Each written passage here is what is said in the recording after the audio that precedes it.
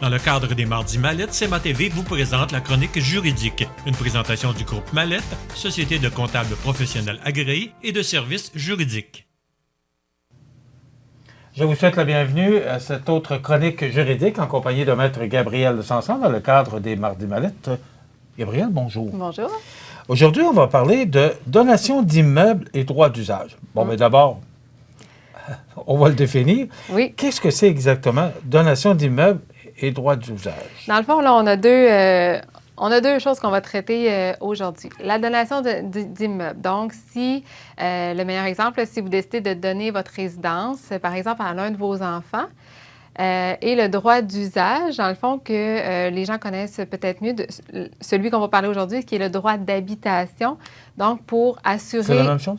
Oui, c'est le droit d'usage, droit d'habitation? Le droit d'usage, il peut y avoir plusieurs sortes de droits d'usage. Celui qu'on va parler aujourd'hui, c'est le droit d'habitation. Okay. Donc, pour assurer à une personne la possibilité de rester dans la propriété, donc, elle a un droit d'habiter l'immeuble. Donc, c'est ça qu'on va expliquer aujourd'hui, dans le fond. Bon. À quelle occasion qu'on donner un immeuble, c'est pas rien. Il faut y penser. C'est quand même une grosse décision, puis c'est un gros morceau. Oui. Quand est-ce qu'on doit ou qu'on peut faire ça? Dans le fond, c'est sûr qu'il y a plusieurs situations. Si, par exemple, vous commencez à prendre un petit peu plus d'âge, vous n'êtes pas encore prêt à déménager, à aller dans une résidence pour personnes âgées, mais en même temps, l'entretien de la maison commence à être plus difficile pour vous. Et ce qui est prévu, c'est que vous souhaitez, par exemple, qu'un de vos enfants puisse avoir la maison plus tard. Mais ça se peut que là, vous dites, bien, dans le fond, je pourrais lui donner ma maison tout de suite, mais continuer à l'habiter. Donc, la maison va être au nom de mon enfant, mais c'est moi qui va habiter dedans, un petit peu comme un locataire. Donc, premièrement, si on est en perte d'autonomie, il peut y avoir certains cas où c'est des raisons fiscales, là, par exemple entre conjoints, pour pouvoir avoir les exonérations au niveau du gain en capital, puisque c'est les résidences principales. Peut-être que si moi, j'ai deux propriétés, j'ai un chalet, une maison, bien peut-être que fiscalement parlant, on va faire des calculs avec notre comptable, notre fiscaliste pour venir dire, bien moi, je serais mieux de garder la maison, mais je vais donner le chalet à mon conjoint pour que lui, il l'ait en pleine propriété pour qu'on puisse avoir les exonérations du gain en capital quand on va vendre. C'est des situations, dans le fond, où on peut le prévoir ou tout simplement pour des protections d'actifs, là, pour des personnes qui sont plus âgées, qui ne veulent plus avoir trop d'actifs dans leur patrimoine. Oui? Vous dites un de vos enfants? Oui. Est-ce que ça peut être un de vos enfants ou tous les enfants? Ou tous les enfants. OK, à ce moment-là, c'est une personne. Pas obligé d'être une personne. Ça peut s'adresser à un groupe de personnes. C'est aussi. Le même principe que si on achète un immeuble, si moi j'achète avec un groupe d'amis, on peut être 5 copropriétaires ensemble. Donc, on devient copropriétaire? À ce moment-là, si par exemple vous avez 2 enfants, vous donnez votre maison à vos 2 enfants, c'est vos 2 enfants qui vont être copropriétaires. Donc, une fois que la donation est faite, sur le compte de taxes, par exemple, parce que souvent les gens vont se fier au compte de taxes, mais on va avoir le nom de vos 2 enfants sur le compte de taxes, c'est eux qui vont être copropriétaires ensemble. Donc, dès qu'on a plus qu'une personne qui a le droit de propriété, on est copropriétaire. Bon, moi, je veux donner ma maison à mes enfants. Oui. Parce que j'ai un certain âge. Je prends les clés puis je lui donne. Ça pourrait être... ça serait bien si c'était facile comme ça, mais c'est sûr qu'on a... C'est pas exactement la façon de procéder. Il faut que ce soit notarié. Dans le fond, le Code civil prévoit qu'une donation doit être faite par acte notarié. L'exception, c'est si on a un bien, comme un peu on fait dans la vie de tous les jours. C'est sûr que si on a un bien immeuble, qu'on peut tout de suite donner la possession à la personne, là, on peut éviter l'acte notarié, mais sinon, une donation doit être notariée. Donc, c'est certain qu'une donation d'immeuble, on n'a pas le choix de faire la donation par acte notarié. Et ça va être publié au registre foncier, là, au même titre que tous les transferts d'immeubles, par exemple, quand on achète une propriété. Il reste encore, même si je suis avancé en âge, il reste encore une petite hypothèque dessus. Oui. Qu'est-ce qui arrive? On va prévoir, en fait, c'est sûr que ce qui est important, avant de dire qu'on fait la donation, des fois, les gens viennent nous voir et nous disent, bien, je veux donner la maison à mon enfant. Bien, on va avoir plusieurs questions. Puis, une des premières questions, est-ce que vous avez vérifié avec votre comptable ou avec votre fiscaliste l'impact fiscal qu'il peut y avoir? Donc, à ce niveau-là, il faut faire les vérifications avant pour connaître l'impact fiscal qu'il va y avoir à cette transaction-là. Et si on a une charge, justement, qui s'applique sur l'immeuble, par exemple, on a encore une hypothèque, Mais là, est-ce que c'est notre enfant à qui on donne la maison qui va continuer à assumer cette hypothèque-là? Est-ce que au moment de la transaction, on s'assure que le donateur va avoir remboursé pour qu'on puisse effacer l'hypothèque? Si on garde l'hypothèque active, bien là, c'est certain qu'il faut que le créancier donne son autorisation à la transaction parce que si c'est par exemple la banque ou la caisse qui avait prêté initialement, qui vous avait prêté, ça se peut que si vous leur dites, bien moi, je veux donner ma maison à mon fils, bien, peut-être qu'ils vont dire, bien vous, on vous finançait, puis c'était correct, mais on n'accepte pas que le financement reste en vigueur si c'est votre fils qui est propriétaire. Donc, la donation ne peut pas se faire. La donation ne peut pas se faire, sauf si vous êtes en mesure de rembourser avant qu'on fasse la donation pour qu'on puisse faire la quittance de l'hypothèque. Donc, il n'y aurait plus d'hypothèque. Là. À ce moment-là, elle serait libre, la maison, de toute dette. Donc, vous pourriez la donner parce qu'il y a seulement vous qui donneriez votre consentement à ce niveau-là.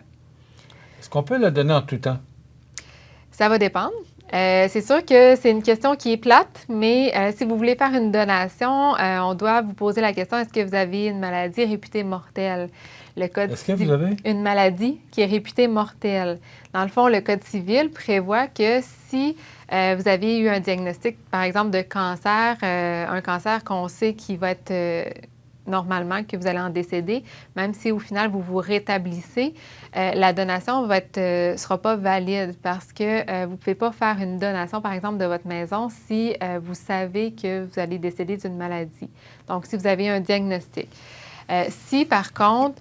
Pourquoi? En fait, c'est une protection. La loi prévoit une protection pour les personnes parce que c'est certain que si vous êtes malade, vous devenez plus vulnérable. Donc, est-ce que ça va être une décision qui va être prise sur un coup de tête, qui ne sera pas réfléchie et qui va s'en suivre des problématiques? Oui. Okay. Donc, le Code civil vraiment le prévoit que si vous avez une maladie qui est réputée mortelle, la donation ne sera pas valide, sauf si vous vous rétablissez puis que suite à votre rétablissement, vous laissez, par exemple, la maison dans les mains de votre enfant à qui vous l'avez donné pendant 3 ans. Donc, si finalement vous vous rétablissez, on a fait une donation parce qu'on ne savait pas que vous aviez une maladie réputée mortelle, la donation a été signée. Finalement, vous vous rétablissez le mois prochain. Mais si dans les 3 prochaines années, vous gardez la situation telle qu'elle, puis que la donation reste faite, bien là, elle va être valide au final là, dans la loi. Mais pourquoi? Parce que si on a une maladie mortelle, c'est le testament qui va rentrer en ligne de compte? Bien, en fait, c'est pour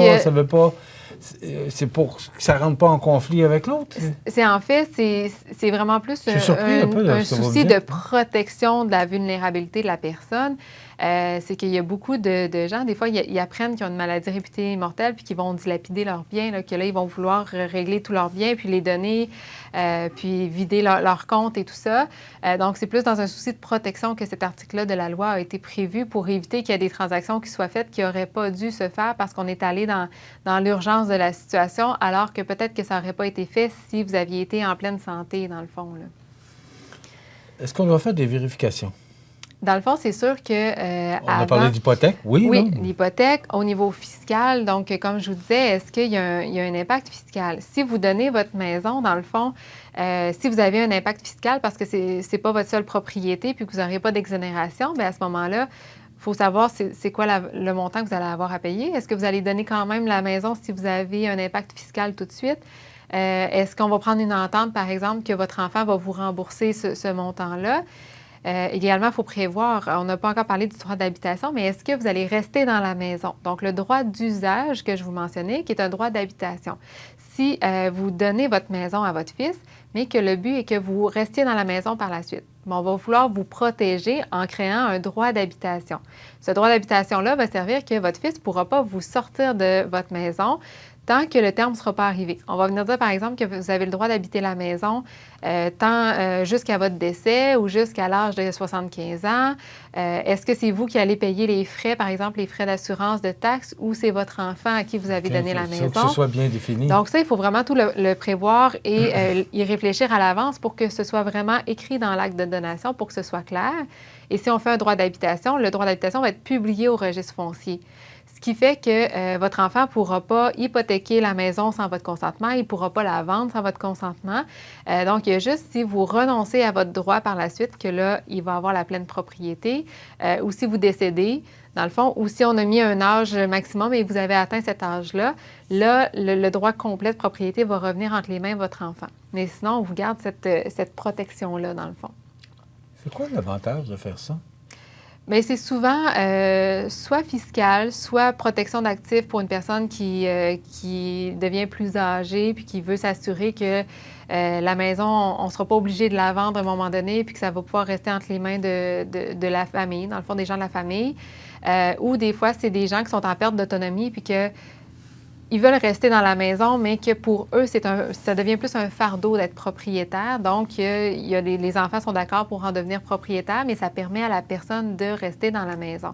C'est sûr que c'est pas adapté à tout le monde, c'est pas fait pour tout le monde. Ça dépend aussi de la personne à qui vous donnez. Il faut quand même que ce soit une personne qu'on a confiance.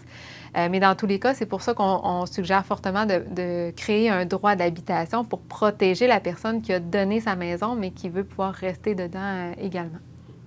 Vous parlez beaucoup de donner à vos enfants. Oui. Est-ce qu'on peut donner à n'importe qui? Dans les faits, tant que vous êtes apte à consentir et à comprendre, vous pouvez faire des donations à qui vous voulez. On doit toujours vérifier les impacts, surtout au niveau fiscal. Mais c'est sûr que... Et au niveau des enfants aussi, parce que je ne suis pas sûre qu'ils vont être contents d'apprendre ça. Oui, c'est sûr que ça dépend des discussions que vous allez avoir avec vos enfants. Ça reste que si vous êtes propriétaire, c'est vous qui avez le droit, mais on doit s'assurer de l'aptitude. C'est sûr qu'on doit s'assurer aussi qu'il n'y a pas de captation. Est-ce que c'est quelqu'un qui vous influence puis qui a réussi à un moment donné à vous amadouer puis à dire, bien, donnez-moi votre maison, dans le fond, on va s'entendre ensemble. C'est sûr que... c'est souvent plus dans la famille que ça se passe, mais au-delà des impacts qu'il peut y avoir, il n'y a rien qui empêche de donner un bien à quelqu'un d'autre si c'est ce que vous souhaitez, dans le fond. Est-ce qu'on peut reculer, retourner en arrière? Une fois que c'est donné, c'est donné. C'est sûr que, à l'exception, si on a des clauses qui prévoient des cas où on peut remettre le bien au donateur, mais de façon générale, là, outre le droit d'habitation qui va vous permettre de rester dans la maison, c'est certain que c'est pour ça que je disais que ce n'est pas adapté à tout le monde. Il faut être prêt aussi. Donc, c'est souvent des gens ils sont rendus là dans leur vie, qui ne veulent plus être propriétaires, mais rester dans la maison. Donc, c'est sûr que vous, présentement, probablement que vous n'auriez pas dans votre réflexion de dire, bien, ma maison, je vais la donner à mes enfants pour qu'elle soit à leur nom. Vous n'êtes probablement pas rendu là. Mais une fois qu'on a donné, c'est sûr que là, on n'a plus le bien à notre nom à nous. Donc, il faut être prêt à ça aussi. La première démarche qu'on doit faire, c'est quoi? À partir du moment où on a fait cette réflexion, on a jasé avec notre conjoint, notre conjointe, la réflexion se fait. Oui. C'est d'aller s'asseoir avec vous puis de regarder les tenants et les aboutissants. Exact. Ça serait la première étape? Oui. Ce qu'on veut faire... De ne pas en parler à personne. La première personne, ce serait vous. Bien, vous pouvez en parler aussi avec les gens. C'est sûr que si, par exemple, vous pensez donner à votre enfant, bien, voir si votre enfant serait d'accord à prendre l'immeuble. Ça, c'est sûr que vous pouvez en discuter.